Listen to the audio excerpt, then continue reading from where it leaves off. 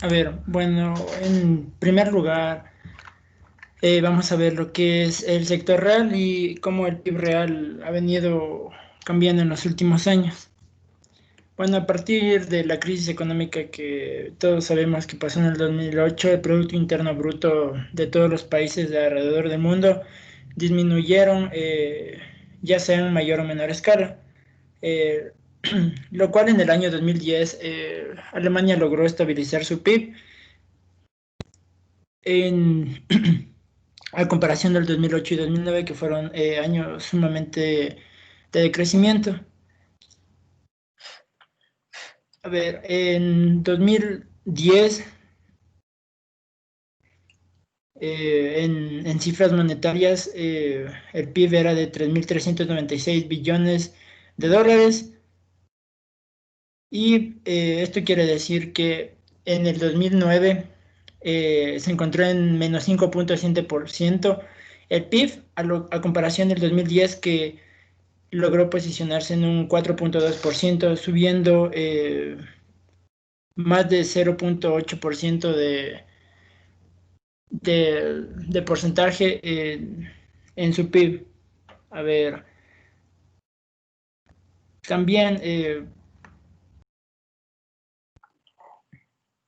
tomando como referencia el año 2019, se analiza que tuvo un crecimiento de PIB real eh, a comparación del 2018 en más de un 0,6%, según datos oficiales de la Oficina Federal de Estadística, el que la mayoría debía haber investigado, que es el de Statis.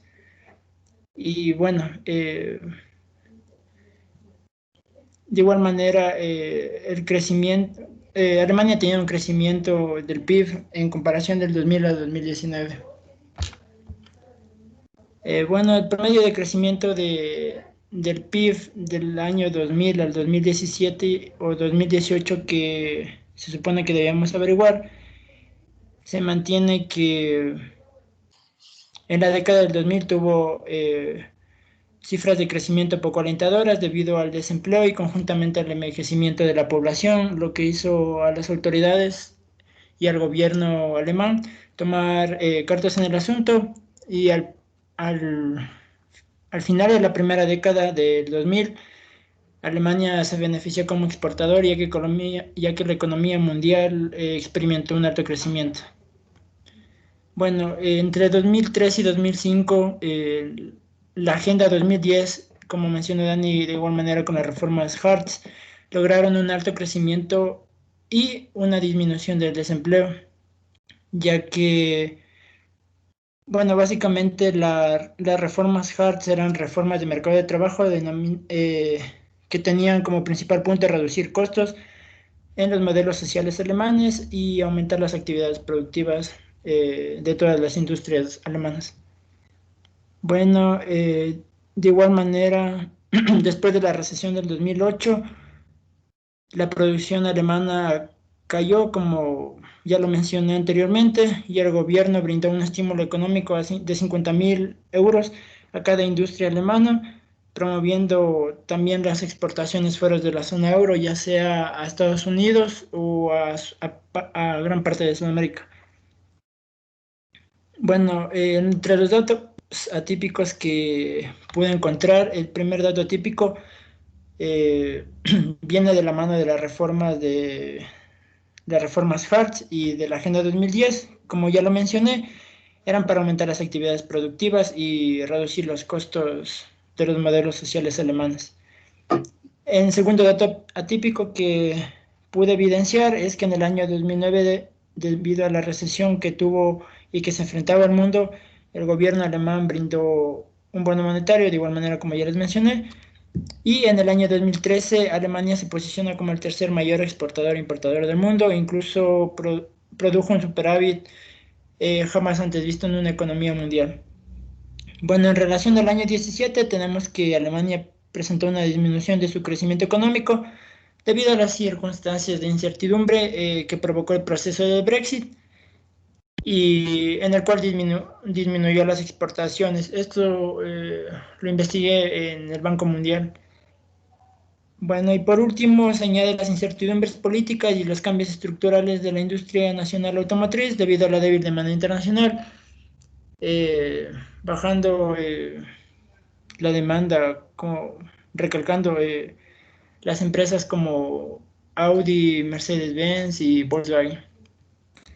Los principales componentes del PIB tenemos al consumo en primer lugar, teniendo que la tasa del consumo del PIB alemán, analizado del año 2000 al 2018, arroja un valor medio de 56%, teniendo como un mínimo de 52.14 en 2018 y un máximo de alrededor de 56.65% en los años 2001, 2003, 2005 y 2009, 2010 diré, que fueron de suma importancia para el sector, los sectores en las industrias alemanas. Bueno, también debemos recalcar que los puntos más bajos del consumo que se dieron a partir del año 2013 hasta el 2018, donde se estableció menores ingresos y obviamente las personas reducían sus gastos y por ende el consumo se veía afectado. Como segundo punto tenemos la inversión. Al hablar de inversión dentro del PIB, analizamos el crecimiento de la economía en el año 2016 del 20.3%, debido a que las empresas se encontraron optimistas, ya que hubo un leve consumo interno y de igual manera las exportaciones registraban su máxima capacidad. Añadiendo a esto, en el año 2018 se tuvo una tasa aproximada del 21.5%, siendo menor a comparación del año 2000, que fue del 24.5%.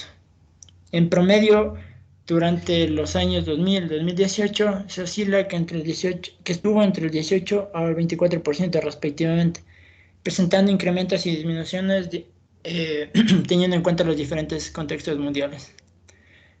También tenemos que el gasto presenta claro, Alemania presenta una proporción alta referente al gasto con respecto al PIB en comparación con otros países, es decir, los dos últimos años se encontró dentro del rango del 44 al 46%, teniendo una media del 44.6% en el año 2018, aumentando al siguiente año, es decir, al 2019 en 0.8 puntos, ubicándose en 45.6, no, 45.4%, y el gasto promedio de Alemania a partir del año 2000 se mantuvo por encima de 0.2%. Bueno, de lo que logré investigar aparte de ello, es que el PIB per cápita de Alemania se encuentra por encima de los 53.567 dólares anuales, lo que quiere decir que se ubica en el 15, en el octavo decimoquinto entre el ranking de 189 países. Y bueno, también el PIB por sectores se encuentra que en la agricultura tiene el 0.9%, en la industria un 27.1% y en los servicios un 67.5% respectivamente. Y básicamente eso. Sigue, Liz, por favor. Ya, ¿cuánto dijiste en servicios? 67.5%. Ya, ya chicos, trataré de no demorar mucho. Ya Dale. es, ya, verán, a mí me tocó lo que es el primero el nivel de precios, la evolución del nivel de los precios. Para contar un poquito de información y para que se entienda mejor el análisis que vamos a realizar para Alemania. eh, se puede decir que este índice de nivel de precios es una media ponderada de los precios de los bienes y servicios. Esta ponderación depende mucho de la importancia relativa que tengan estos. Este índice dependerá del nivel de precios esperado. Y hablaremos de una inflación del IPC, es decir, del índice de precios al consumidor cuando hay un incremento en sus precios, y hablaremos de una deflación cuando haya una disminución en sus precios. Entonces, bien, ahora, ¿cuál ha sido la evolución del nivel de precios en Alemania? Ya, para el 2018 la tasa media de inflación fue de 1.9%. Aquí en el cuadrito lo podemos ver ya, y solo un poco sobre el 1.6% que se obtuvo en el año 2017. Ya, este factor inflacionario se debió al aumento de precios de la energía, que ascendieron en el 2018 un 4.9% a diferencia del 2017. Para el año 2019, la tasa media de inflación para Alemania se encontró por debajo del año 2018, con un 1.4%. Y ya que a pesar de que los precios de la energía y de los alimentos seguían ascendiendo, entre los años 2018 y 2019 bajaron los precios del gasóleo ligero un 6.2% y los carburantes en un 4.5%. Por eso, pues, existió una deflación en los precios.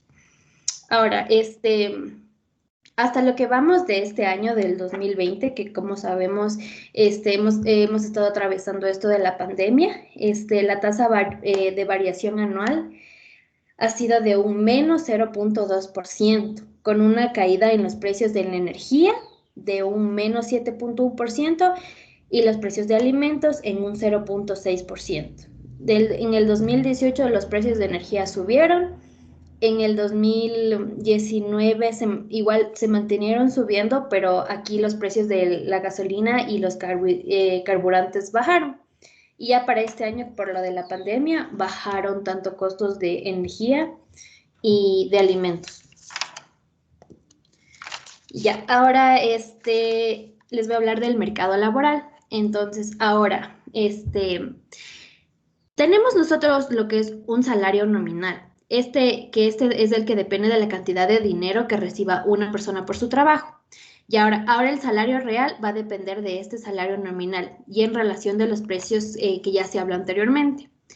El salario real refleja la cantidad de bienes y de servicios que se puede adquirir con un determinado salario nominal, ya que se le descuenta la inflación. O sea, al salario real se le descuenta la inflación y de ahí podemos ver como que el precio real. Y también dependerá mucho esto de nuestro PIB. Entonces, ¿cuál ha sido el índice del salario real para Alemania? Cabe recalcar que los salarios han evolucionado considerablemente en los últimos años. Esto debido pues a la inestabilidad macroeconómica que se ha derivado, por ejemplo, de lo que ya habló Andrés, de la crisis del 2018 que afectó bastante y la crisis de deuda en la eurozona. Los salarios reales incrementaron en los años 2012 un 0.5%, en el 2011 un 1.2%, en el 2010 un 1.5% y hasta mediados del 2008 un 0.5%, mientras que cayeron en los años 2013 a 0.1% y en el 2019 a 0.2%. Ya para el 2014, Alemania experimentó un encarecimiento de su salario real al obtener un 1.6%, y esto fue una cifra récord después de 6 años. Y ya para el año 2019 los salarios descendieron un 0.7% con respecto al año 2018 que fue del 14%, alcanzando un 0.7%. Para el segundo trimestre de lo que vamos de este año, el índice de salario real cayó en menos 4.7%. Esto pues en consecuencia de la pandemia, ¿no? Ya, pásale, por favor. Ya, ahora tenemos lo que es la evolución de la tasa de desempleo. Para el año 2005, el crecimiento de la economía alemana comenzó a verse reflejada. Ya para el 2016 comenzó a tomar un poco más de velocidad, ya que la tasa de desempleo ascendió a menos 3.1%. Hasta mediados del 2018, la tasa de desempleo ascendió de 10.5% a 7.5%. Y ya para junio del 2018 y junio del 2019, como ya se ha hablado muchas veces, por la gran crisis económica pues que atravesamos y por la caída del PIB, hubo una evolución en la tasa de desempleo y un gran número de personas afectadas por reducciones de horas de trabajo. Por lo que para junio del 2019 la cifra de desempleados se incrementó alcanzando una tasa de desempleo de 7.9%. Ya para el 2010 la economía alemana se recuperó y la tasa de desempleo ascendió de 7.9 a 6.9%. Todo esto ha sido consultado de Statis, que es la Oficina Federal de Estadísticas. que la misma que anunció para el año 2012 que existió un nuevo récord de empleo que incrementó un 1%. Este, la flexibilidad en el mercado que existe en el mercado de trabajo en Alemania redujo cifras de desempleo en gran cantidad, por lo que para ya el año 2018, como le mencionamos, tuvimos una tasa de desempleo de 6.5%. Ya, para enero del 2013 la tasa de desempleo alcanzó un 5.1%, la cual se mantuvo constante hasta mediados de agosto del 2014, ya que el empleo subió un 0.1% y la tasa de desempleo cayó a 0.5%. La tasa de personas desempleadas para esta fecha llegó a ser de un 4.9%. Y ya entre los años del 2015 y 2019, la tasa de desempleo se mantuvo en un descenso constante, alcanzando en diciembre una tasa del 3.2%. El empleo aumentó en 1.0%. Podemos recalcar aquí que Alemania siempre se ha caracterizado por tener una de las tasas de desempleo más bajas del mundo. Al contar con lo que ya dijimos con la flexibilidad en el mercado de trabajo. Por esta razón, pues siempre ha tenido sus tasas más bajas. Pero ya para el 2019, para el 2020, a causa de la pandemia, ya para marzo, después de 2 años, la tasa de desempleo alcanzó el nivel más alto después de 2 años con un 3.4%. Y ya para mayo de este mismo año, la tasa de desempleo ascendió a un 3.9%, la tasa más alta que se dio desde marzo del 2007. Y durante este periodo y lo que vamos del 2020, se ha visto una constante evolución en la tasa de desempleo, ya que varios negocios quebraron, en el turismo se vino abajo y miles de personas quedaron pues despojadas de su trabajo. Y hasta lo que vamos pues de este año, la tasa de desempleo es de un 4.4%. Eso, amigos, ¿tienen alguna pregunta?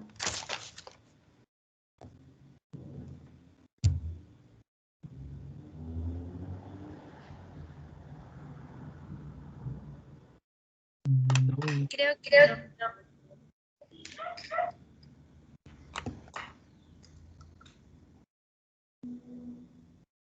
Ya, sigan nomás entonces.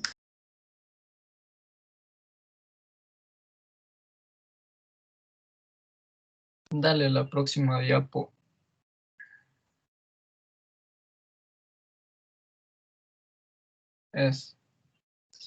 Bueno, ahora vamos a analizar el sector externo de Alemania. Y primero empezamos por los términos de intercambio, que Alemania tiene términos de intercambio positivos, ya que los precios de los productos que exportan son mayores a los que importan. Alemania divide su comercio en exportación de bienes y servicios, y los principales bienes exportados por Alemania son vehículos, partes y accesorios, de tractores y de vehículos, medicamentos, helicópteros y aviones, y sangre humana. El sector industrial de Alemania emplea el 27% de la fuerza laboral,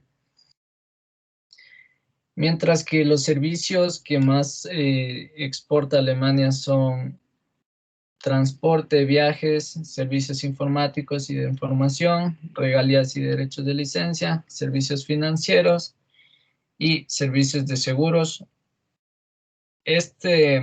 El sector de servicios, en cambio, emplea el 72% de la fuerza laboral del país. Y en 2019, Alemania alcanzó el total de exportaciones.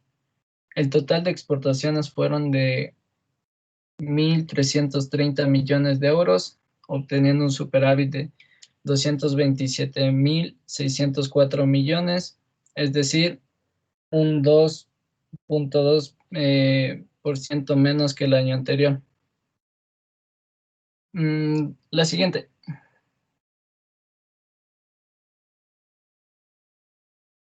Los principales destinos de exportación de Alemania son Estados Unidos, Francia, China y Gran Bretaña. El superávit se redujo por los principales problemas que presentaron estos países, y principalmente Estados Unidos impuso un arancel al acero y al aluminio, y también advirtió que de una posible alza de aranceles para sus carros. Mientras que Francia en 2019, estos dos países buscaron fortalecer su cooperación. Mientras tanto que China impulsó el consumo interno, lo cual redujo las exportaciones alemanas, ya que provocó una menor demanda de las exportaciones. Y mientras tanto que el Reino Unido está vigente el tema del Brexit, y eso está causando una gran tensión en la región.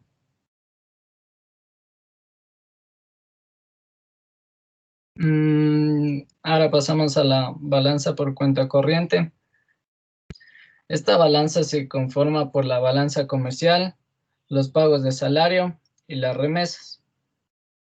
La cuenta corriente tuvo una gran caída en la crisis del 2008, ya que el mercado mundial se vio afectado por esto. Y empezó su recuperación en 2010, a medida que sus exportaciones estaban aumentando. Y esta balanza de cuenta corriente igual depende mucho de las exportaciones que Alemania realiza al mundo. Y esta cuenta corriente es cuestionada por Estados Unidos, ya que dice que esto puede tener incidencia en el comercio mundial, y que los países que no exportan a gran escala tienen que endeudarse para financiar sus importaciones. Y este es el caso de Estados Unidos, que sugiere que Alemania impulse la demanda interna. Por otro lado, tenemos la inversión extranjera directa. Como podemos ver, en el año de 2017 y 2018 tienen una gran inversión, y que para el año de 2019 esta cae alrededor del 50%. Esto se debe a las tensiones en la región por el Brexit, y sumándole las reformas fiscales de Estados Unidos, los aranceles que ha impuesto ante las importaciones de acero y aluminio, y el estancamiento de la producción industrial debido a la baja demanda china. En este punto podemos analizar el doing business, que es la facilidad para hacer negocios, y entre los principales factores que pueden afectar a algún empresario son la apertura de un negocio, el registro de propiedad y las inversiones minoritarias. Como principales sectores de inversión tenemos el sector manufacturero, el sector inmobiliario, las actividades financieras y de seguros, las actividades administrativas y de servicios de apoyo. Y sus principales inversores son Luxemburgo, Estados Unidos, Reino Unido, Suiza y Francia. Dale. Y el tipo de cambio real. El tipo de cambio real nos muestra el poder adquisitivo de nuestra moneda, en este caso el euro, en algún país extranjero. Aquí tomamos las variables de la tasa del cambio nominal, el precio del país extranjero, y esto se divide para el precio nacional. En el ejemplo hicimos con 1 kilo de arroz. El precio en Estados Unidos del kilo de arroz es de $4, mientras que en Alemania el precio es de 1.98 euros. Y el tipo de cambio nominal es de 1 euro por 1.18 dólares o $1 por 0.84 euros. Entonces, se aplica la fórmula y este resultado nos dice que necesitamos 1,7 veces más euros para adquirir este producto. Cámbiale. Ya, ahora les voy a hablar un poco sobre el sector monetario y financiero. Primero es necesario saber que el sector monetario lo compone M1 y M2. M1, ¿qué significa? M1 es todo el dinero líquido que se encuentra en la economía, es decir, todo lo que tenemos en efectivo, los billetes, monedas y entre otros. El M2, este incluye billetes, monedas y también los depósitos a corto plazo. Ya, ahora, comencemos con el primer gráfico, M1. Aquí podemos evidenciar que el valor máximo que ha alcanzado la oferta monetaria en Alemania ha sido de 2.538 billones de euros actualmente, que es en el año 2020. Debido a que tuvieron que proceder a aplicar políticas monetarias expansivas para evitar que la economía caiga. Por otro lado, también tenemos que en los otros años esta variación ha sido ascendente. ¿Por qué? Porque también se necesitaba evitar que la economía caiga en una recesión por ser uno de los países con la principal fuente de ingresos dentro de la zona euro. Y esto se debió a que el Banco Central Europeo puso a disposición la política monetaria expansiva.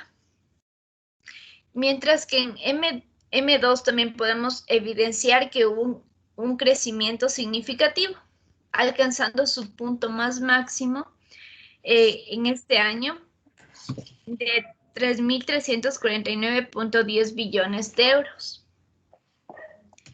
Y también se tuvieron que aplicar políticas monetarias expansivas debido a razones como la desconfianza en la zona empresarial, los desacuerdos con Reino Unido, esto del Brexit, y también por la recesión que hubo en años anteriores, por lo de la crisis del 2008. Ahora. El tipo de cambio nominal. Bueno, el tipo de cambio nominal es el precio de una moneda en términos de otra. Ahora, como podemos evidenciar, el Banco Federal de Alemania puso una tasa referencial del euro frente al dólar, lo que dijo que un euro equivale a 1.1856 dólares. Y aquí se puede evidenciar que nuestra moneda, es decir, el dólar, tuvo una depreciación frente al euro. Lo que necesitamos más dólares para que sean un euro, prácticamente. Ya, dentro del sector financiero tenemos los créditos y las tasas de interés. El volumen de créditos tiene variaciones a lo largo de los últimos años, como aquí podemos ver. Su punto mínimo ha sido en febrero del 2018 con un valor de 13.125 millones de euros y su punto máximo fue el mes de junio del 2020, es decir, en este año de 30.108.70 millones de euros. Es también necesario saber que el principal crédito que se otorga en este país es el crédito al consumo, el crédito a la vivienda y el crédito a las empresas. También el sistema financiero ofrece otros créditos adicionales que son automotrices, créditos sobre cuentas de valores y créditos independientes. Otro dato también relevante es el crédito interno del sector privado. Este ha sido otorgado por los bancos en porcentajes del PIB, el cual fue de 0.8 en el 2019. Respecto a las tasas de interés vigentes, bueno, las principales tasas de interés que son al consumo y a la vivienda tanto a corto plazo como a largo plazo son de menos 0.5. Ambos son valores negativos. ¿Por qué? Porque debido a esto se espera reactivar la economía, dando más dinero a las personas, impulsando a que estos quieran tener más créditos, porque es beneficioso para ellos, ya que el prestamista paga una parte de la deuda que tienen las personas. Y por otro lado, también es perjudicial para la gente que tiene dinero ahorrado en entidades financieras, pues como sabemos, están pagando prácticamente por tener su dinero en el banco y esto no es beneficioso ya que no tienen un dinero extra que recibir. Otras tasas de interés que pude encontrar son las tasas de interés de facilidad de depósitos, de refinanciamiento principal, de préstamos marginales y tasas de interés básicas cuyos valores son de menos 0.5, 0, 0.25 y menos 0.88. Estos no han tenido variaciones desde el 2014 y sus cantidades están prácticamente establecidas por el Eurosistema. Y también es necesario, respecto a los créditos, poder saber que de acuerdo a la pandemia y por lo que pasó, las empresas están a punto de quebrar. Entonces se está entregando un crédito que se llama crédito sin límites, con la finalidad de que las empresas sigan a flote, continúen con todas sus operaciones y también con su personal. Yes.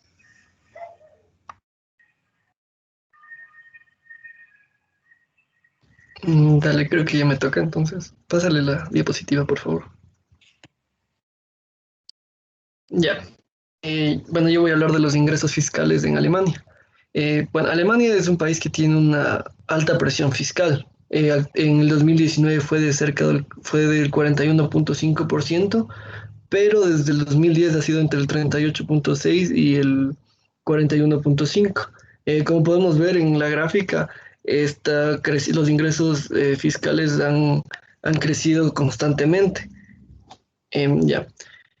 Bueno, los ingresos fiscales del 2018 fueron equivalentes a 1.380.260 millones de euros, como podemos ver. En el 2019 tuvieron un buen crecimiento y para el año 2020 el gobierno alemán ya estimaba un menor crecimiento en los ingresos debido a que está a la desaceleración económica y a diversos factores que, bueno, ya fueron explicados por mis compañeros. En los primeros meses de la pandemia, los ingresos fiscales disminuyeron hasta un 23.4% respecto al 2019, que es más de 39 mil millones de dólares. El gobierno alemán estima una caída de alrededor del 10% en la recaudación este año, que es cerca de 81 mil millones de euros. La recaudación de los ingresos se compone básicamente por una reducción esperada del IVA, los impuestos a la renta, el impuesto a las sociedades y un incremento de trabajadores en jornadas reducidas de trabajo. Pásale a la siguiente, por favor. Ya, los gastos fiscales. Bueno, básicamente tenemos que comprender que los gastos fiscales son las cantidades que deja de recaudar la administración pública por concesión de ventajas o determinados sectores económicos. Se compone de las reducciones, las deducciones, los tipos de impositivos reducidos y el aplazamiento de pago de impuestos. En Alemania el pago de los impuestos a la renta es una tasa progresiva que va de entre el 14 al 45%, que se rige de acuerdo con los ingresos, la situación familiar y se divide en 6 categorías. El Estado concede desgravaciones fiscales de 7.620 euros anuales por cada hijo de los padres.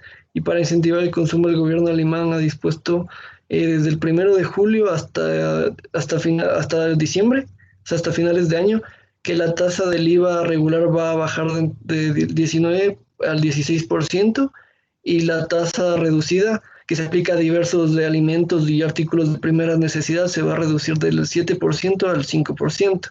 Todo esto con el fin de incentivar el consumo, como ya lo dije.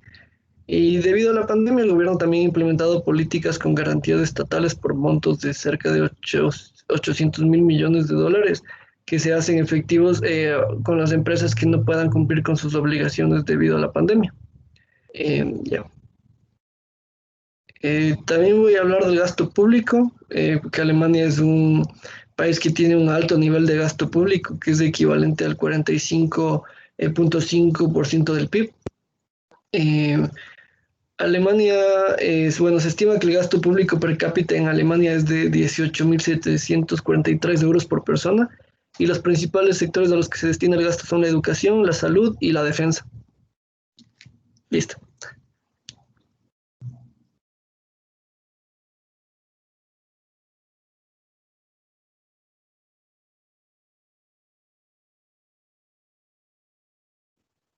¿Me escuchan? Sí, sí, ¿todo bien? ¿Me escuchan? Sí, Ya. sí, habla. Ya. Yo les voy a hablar acerca de lo que son los indicadores sociales. Eh, Alemania, así como dijo Marcelo, ha mantenido un crecimiento constante de lo que es el gasto público. Los únicos beneficios al final de esto son los alemanes, los cuales disponen a su vez de mayor renta, especialmente a las familias con pocos ingresos. Es de mucho valor igual conocer el destino de a lo que lleva este gasto público del país. Como dijo el Marcelo, se van principalmente para lo que es la seguridad, la sanidad de este último año. Y yo quiero referir un poco a lo que es el gasto público en educación, que representa lo que es el 10,93%, que es principalmente directo a combatir lo que es el analfabetismo, que es el primer punto que voy a tocar de los míos, que, que es igual a que normalmente, o sea, en este último periodo de estos últimos 3 años se ha presentado alrededor de 6,2 millones de adultos en Alemania que no saben leer ni escribir bien el alemán. Eso es el 12,1% de la población adulta. Ya. Para tener claro el panorama de la situación del estilo de vida de las personas en las que se encuentra Alemania, se puede observar datos como el PIB per cápita, que para el segundo trimestre del año vigente ha caído lo que es menos 9,7% en comparación a cuando estuvo el primer semestre del 2020. Pásale.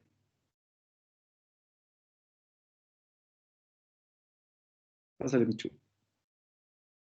Sí, ya le pasé, espérate, no sé.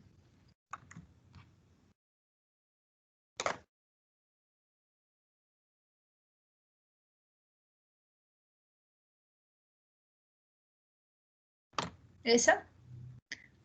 Yo sigo viendo la misma. Ya. Bueno, les voy a hablar un poco acerca de lo que es la tasa de participación laboral. Eh, la tasa de participación en la fuerza laboral de 15 a 24 años, las mujeres se toma como una estimación nacional. En Alemania fue de 47,83 en 2018.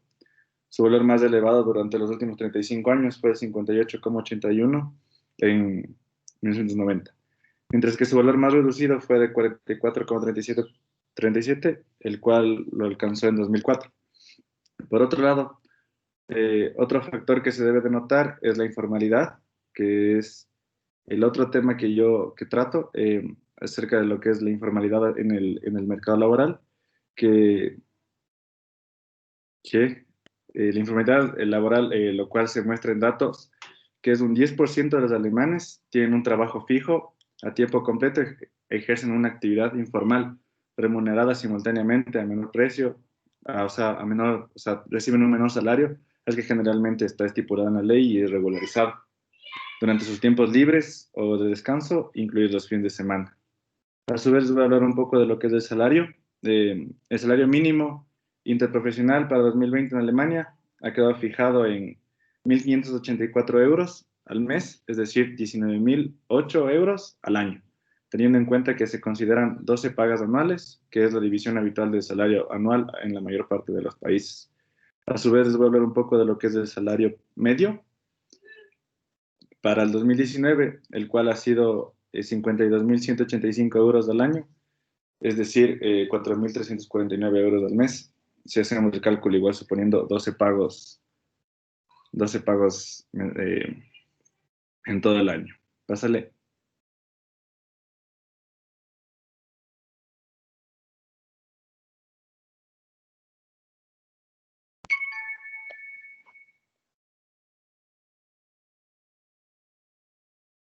Ya. Para el índice de Gini, sabemos que el índice de Gini es una medida de 0 a 1, que habla un poco de lo que es el método más utilizado en los países para medir la desigualdad salarial que existe. Mientras más se acerca el valor a 0, tiende a ser una igualdad completamente perfecta, y mientras más cerca a 1, tiende a ser una igualdad completamente imperfecta. Nos encontramos aquí que Alemania se encuentra en el 31,9, o sea, tiene un valor de 31, obviamente es mucho más cercano a 0, hablamos de 0 a 1 como hablamos de 1 a 100, entonces al tener de 31,9, podemos entender que Alemania se acerca mucho más a tener una equidad salarial. Pásale.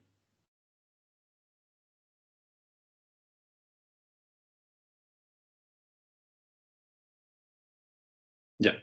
La pobreza en Alemania. Ya. Se considera que están en riesgo de la pobreza aquellas personas que viven en hogares cuya renta es menor al 60% de la mediana de la renta de su país, territorio o región, es decir, cuyos ingresos están por debajo del nombrado por el nombrado umbral de la pobreza. Como ya hemos visto, el número de personas que se encuentran en riesgo de pobreza no se mide respecto a unos ingresos mínimos específicos establecidos. Están en riesgo de pobreza las personas, como ya expliqué, que se encuentran debajo de ese 60%. En 2015, el umbral de la pobreza en Alemania fue de 12.401 euros por persona. Luego aumentó a 561 euros en referencia al año anterior, lo que en un inicio significaría que han aumentado los ingresos de la población desde el año pasado, cuando fueron 11.840, esto hablamos del 2014. Listo. Pero así como le expliqué, este escenario se encuentra muy difícil para lo que es Alemania, ya que en el último año, debido a lo que ha surgido de la pandemia, se ha visto muy disminuido, así como Liz explicó un poco de lo que es la tasa de desempleo. Yo no les voy a volver a repetir porque sería una vez más. Bueno, más que nada, la tasa de pobreza en sí se encuentra en lo que es del 15,7%, donde este 15,7%, como expliqué, es las personas que viven por debajo de este 60%. Ya, hablamos de eso igual un poco acerca de la importancia de lo que es la pobreza infantil, que la pobreza infantil corresponde alrededor de 2.000 niños que viven en extrema pobreza, y 15,7, de los 15,7 millones de niños, hablamos más o menos de 1,5 millones de niños que viven en la pobreza. Y ya, esto sería todo de mi intervención. Alex, ¿puedes repetir lo del índice de Gini? Cuando se acercaba a 0 era una igualdad perfecta. Sí, cuando se acercaba a 0 es una igualdad perfecta. Y cuando se acerca a 1 es más imperfecta. Gracias.